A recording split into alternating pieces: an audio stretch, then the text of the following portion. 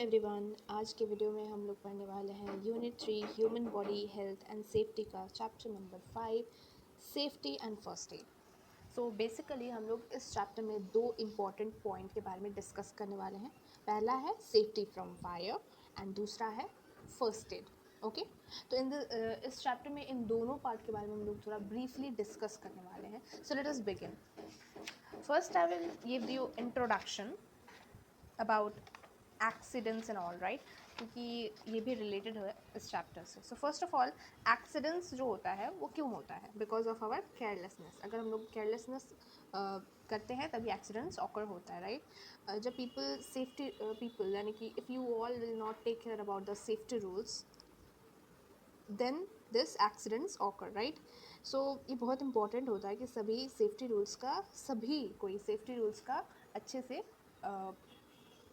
पालन करें to avoid accidents. Clear? So in this chapter we are going to learn about how can we be safe from the fire, and the first aid part we are going to read to be given for burns, animal bites, nose bleeding and etc.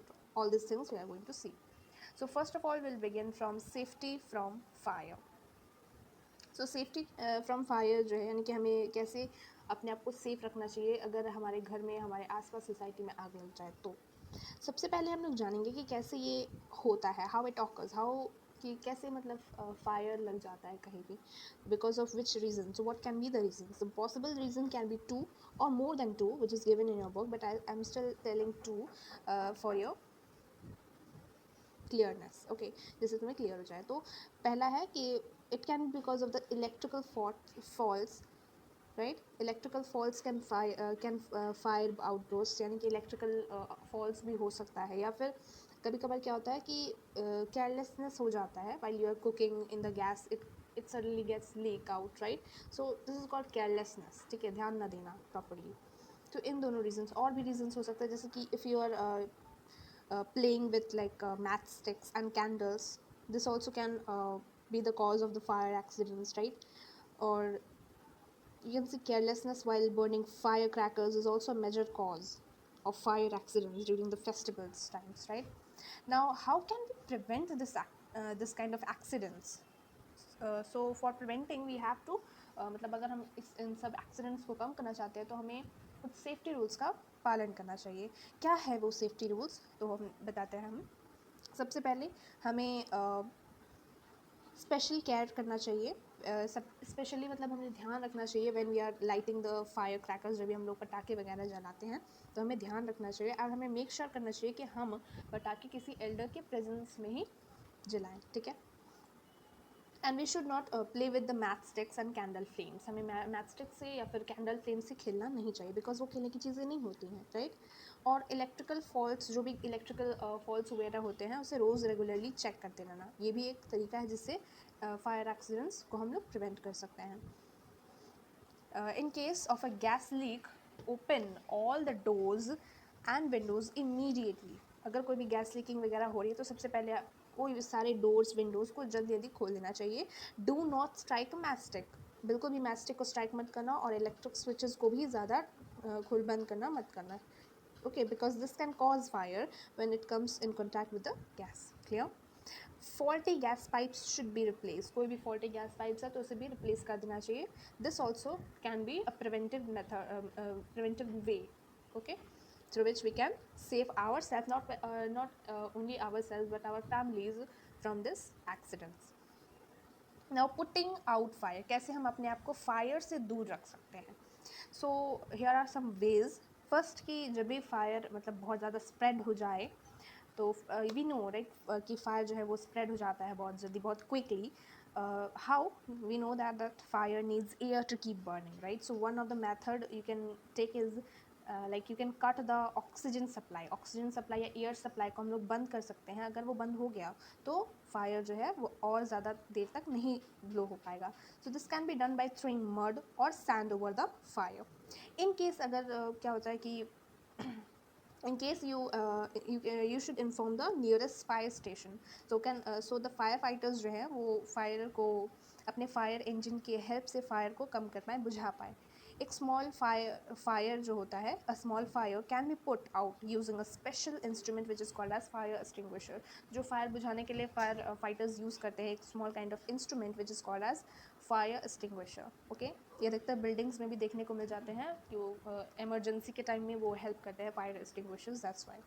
In case अगर आपका clothes जो है वो catch कर लेता है fire, तो do not run here and there around, run मत करो। क्या करो कि अपने मतलब what you can do is you can just stop wherever you are and just drop to the ground and roll on the ground and with the hands covering your face. Rolling puts off the flames. Rolling से क्या होता है, flames जो है आग के वो कम हो जाते हैं। अपने कपड़े उपड़े में क्लोथ्स वगैरह में अगर आग लग भी जाइए हो तो वो बुझ जाएगी due to this rolling. Okay, you can also use water to put out fire, or you can use this thick blanket or rug, but you do not stay covered with blanket for too long. It is not safe. Okay, next comes first aid. So first aid is nothing but is a kind of you can say when a person gets injured, एक doctor या एक nurse available होती हैं for the particular they are available at the time, right, for the particular place and time वो available हर जगह, मतलब एक doctor तो नहीं अवेलेबल हो सकता है या फिर एक nurse for your when person get injured, like एक एक्सीडेंट हो गया तो तुरंत डॉक्टर तो नहीं पहुंच पाएंगे नर्स, तो कुछ हमें भी तो करना चाहिए। तो in such cases the injured person should be given first and first aid, right. तो उस केस में हमें इंजर्ड पर्सन को फर्स्ट एड देना चाहिए इमीडिएटली, ठीक है। तो फर्स्ट एड क्या होता है, इट इज़ द फर्स्ट और इमीडिएट हेल्प, पहला और बहुत ही जल्दी देने वाला हेल्प होता है, दैट कैन बी गिवन और that should be given to an injured person before he और she is taken to a doctor. तो डॉक्टर के पास ले जाने से पहले हमें इंजर्ड पर्सन का जो भी, जैसे कि आपका हाथ गिर गया तो आप उतना देर तक वेट नहीं कर सकते हैं कि आप एक डॉक्टर के पास जाए या नर्स के पास जाए, सो एन इमीडिएट एक्शन हमें लेना पड़ता है, राइट। तो that is called as first aid. तो फर्स्ट एड से हम लोग अपने हैंड को कवर कर लेते हैं, बैंडेज थ्रू बैंडेज और something else, we use to wash our hand, okay. And if the problem is not stop then we should consult to the doctor, right. So this is only first aid. First aid के कुछ types दिए हुए हैं book में, like first aid for cuts, burns etcetera. So let me explain it to you. First aid for cuts क्या होता है कि एनी कट और open wound on the skin should be not left unattended, यानी कि कोई भी हाथ में कट गया हो या बर्न वगैरह कुछ हो रहा हो स्किन में, तो हमें ऐसे ही मतलब अनअटेंडेड नहीं रखना चाहिए, क्योंकि वहाँ पे जर्म्स एंटर कर देते हैं आसानी से। तो सबसे पहले अगर हमारा हाथ कट गया हो तो हमें इसे वो एक क्लीन वाटर से वॉश करना चाहिए, और हमें स्लोली एंटीसेप्टिक क्रीम या लोशन भी लगा लेना चाहिए, जिससे कि कोई प्रॉब्लम ना हो। लेकिन अगर ब्लड स्टॉप नहीं होता है तो हमें एक क्लीन क्लोथ से या फिर बैंडेज को उस कट पे लगा लेना चाहिए। और अगर कोई कट्स मतलब डीप कट हो वगैरह तो हमें डॉक्टर से भी कंसल्ट कर लेना चाहिए। Then comes first aid for burns. So in this case like अगर आपकी स्किन बर्न हो रही हो तो आपको अपने ठंडे पानी से उसे वो धोना चाहिए, आइस क्यूब्स को इमीडिएटली पुट करना चाहिए। Then the cool area will मतलब जो एरिया है बर्नड एरिया उससे थोड़ा ठंडक मिलेगा, ठीक है। You can afterwards you can also apply N antiseptic cream on that area, okay. And कुछ ब्लिस्टर्स भी कभी कभार बर्न से कुछ ब्लिस्टर्स यानी कि कुछ छोटे छोटे मतलब kind of small bubble like swelling होने लग जाती है स्किन पे, तो उसे हमें कवर कर देना चाहिए, उसे प्रिंक नहीं करना चाहिए, ठीक है। उसे मतलब फोड़ नहीं देना चाहिए लाइक दैट, हमें उसे कवर करना चाहिए कॉटन क्लोथ से। And in case of silver burns, बार बार बर्न हो रहा हो तो visit to the nearby doctor immediately, okay. Next comes the first aid for fracture. So a break or crack in the bone is only called as a fracture, okay. And जब एक bone जो है वो fracture हो जाता है अगर बोला जाए तो उसमें बहुत पेन होता है, स्वेलिंग्स होती है अराउंड इंजर्ड एरिया, राइट। तो सबसे पहले तो हमें मूव ज़्यादा नहीं करना चाहिए, ओके। एग्जांपल यहाँ पे दिया हुआ है, जैसे कि फ्रैक्चर हो गया आर्म में, तो a cloth sling made up of triangular pieces of cloth can be use to support the arm, यानी कि कुछ होता है मतलब like clean care of cloth होता है, जिससे हैंड को अगर ब्रोकन हैंड हो गया, हैंड टूट गया, तो उससे मतलब लाइक प्लास्टर करा जाता है, राइट, तो उसमें टंगा जाता है, तो उससे क्या होता है कि मतलब एक सपोर्ट मिल जाता है, ठीक है। The injured person should be taken to the nearby hospital immediately, right? And then comes sometimes what happens is sometimes होता है कि ankle और हमारा wrist जो है वो twist हो जाता है और हमें बहुत ज़्यादा दर्द होने लग जाता है, तो इस टाइप के kind of pain को हमें sprain कहते हैं actually। और हमें अगर हमारे कोई भी रिस्ट में या फिर अगर हमारे एंकल में कोई भी स्प्रेन हो जाता है तो हमें उस पार्ट को ज़्यादा मूव नहीं करना चाहिए, हमें उसे इलास्टिक बैंडेज के हेल्प से उसे रैप कर लेना चाहिए अराउंड द स्पाइन पार्ट, ठीक है। इससे हमें थोड़ा बेटर फील होता है. Then first aid for animal bite. So animal bite of stray animals, जैसे कि स्ट्रे एनिमल्स हो गए, डॉग्स, कैट्स और मंकीज, जब हमें बाइट करते हैं तो हमें कुछ डिजीज़ हो जाती है. That is called as rabies, उसे हम लोग रैबीज़ कहते हैं, डिजीज़ का नाम है. और ये होता है एक्चुअली एनिमल्स के बाइट में. कौन कौन से एनिमल्स? तो stray animals like dogs, cats और मंकी हो गया.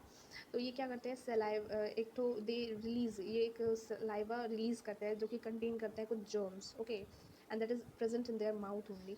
दिस सलाइवा एंटर्स, हमारे बॉडी में एंटर कर लेता है इफ़ दे हैव बाइट अस. तो ये हमारे अंदर एंटर करता है एंड एक डिजीज़ कॉज कर देता है, which is called as rabies. So in case of animal bite, the one जो भी जगह पे घायल जाते हैं, हम लोग को वहाँ पे वॉश करना चाहिए with soap under running water. हम लोग उसमें एंटीसेप्टिक क्रीम भी लगा सकते हैं एंड उसे कवर कर सकते हैं, करना चाहिए हमें एक safe kind of clean bandage से हमें उसे कवर कर लेना चाहिए. और वो जो विक्टिम है, या फिर जिसे डॉग ने या फिर कोई भी काइंड ऑफ स्ट्रे एनिमल ने काट दिया है, बाइट कर दिया है, so what they should do, they should consult to doctor immediately, right. And एक और बात बहुत इंपॉर्टेंट होती है इस केस में कि हमें वो आइडेंटिफाई करना चाहिए कि ये कौन सा एनिमल है एक्चुअली में, ये कौन सा एनिमल. जैसे कि डॉग काटा है तो डॉग हमें पता होना चाहिए कि डॉग ने काटा है, इसी की वजह से ये काइंड ऑफ हमें डॉग ने काटा है. That is why this can help the nurse or doctor to treat the patient for rabies if necessary. Okay, next comes first aid for snake bite. तो snake bite, first aid for snake bite. अगर कोई person जो है उसे poisonous snake ने bite कर लिया है, so this poison enters in the victim's body. Victims क्या होता है, एक पर्सन जो कि इंजर्ड हो जाता है या अटैक हो जाता है बाय अ पर्टिकुलर एनिमल और बाय अ पर्टिकुलर थिंग. ठीक है, तो ये जो पॉइजन है, ये क्या जो स्नैक हमारे बॉडी में एंटर करवाता है बाय बाइटिंग, सो जो पॉइजन है वो ब्लड के साथ बहुत ही फास्ट, बहुत ही क्विकली मिक्स हो जाता है. So in case of snake bite हमें बहुत इंपॉर्टेंटली क्या फॉलो करना चाहिए, क्या फर्स्ट एड हमें करना चाहिए. तो पहले तो हम लोग को क्या करना चाहिए, टाइट सा बैंडेज हमें टाइट कर देना चाहिए अबव द वोंड, जहाँ पे उसने बाइट किया होता है उसके पास एक टाइट सा बैंडेज, मतलब टाइट सा बैंडेज हमें कर देना चाहिए, so that the spread of the poison in our body slow down, in the body slow down. Then second हमें क्या करना चाहिए, जो भी काइंड ऑफ हमारे आसपास जो भी डॉक्टर या हॉस्पिटल है, वहाँ पे हमें मतलब उस विक्टिम को ले जाना चाहिए. Next comes first aid for insect sting, right. So in case any kind of insect such as bee or a wasp stung us, what should we do.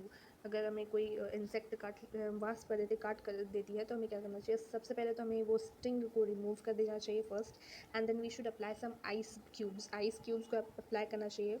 Then ice cubes should be placed on the biting area, जहाँ पे काटा गया है वहीं पे ice cube से थोड़ा like ये दे दे, ठंडक पहुँचा दे. Then antiseptic cream should be applied there on that area, right. For bee sting, paste of baking soda or toothpaste can be applied. Okay, for wasp sting, lemon juice or vinegar can be applied. So bee sting और wasp sting के लिए बताया गया है ये. Next is the last part, that is first aid for nose bleeding. सो सबसे पहले नोज़ ब्लीडिंग जो है वो अधिकतर हॉट वेदर यानी कि समर सीजन में अधिकतर पीपल को होता है. And in such cases one should seat upright comfortably, upright करके कंफर्टेबली चेयर पे बैठ जाना चाहिए. Forward lean slightly, they should what do, they should seat forward slightly. The nose should be wiped with a clean handkerchief. The index finger जो होता है, index finger को हमें और thumb को हमें यूज़ करना चाहिए. That should be use to pinch the nose actually. And the person should be breath through the mouth, उसे माउथ को यूज़ करके ब्रीथ करना चाहिए and should not use the nose. If the nose bleed does not stop, the person should be taken to the doctor for the treatment. Okay, so this is the end of the chapter. I have completed it. So if there is any doubt, you can contact me through the comment section. I hope you have understood this chapter. This chapter was very easy, and I hope you have understood it clearly. Thank you all of you for watching my video. If you have liked my video, I really am thankful. And if you have not subscribed, please subscribe my channel. Thank you all of you. Bye.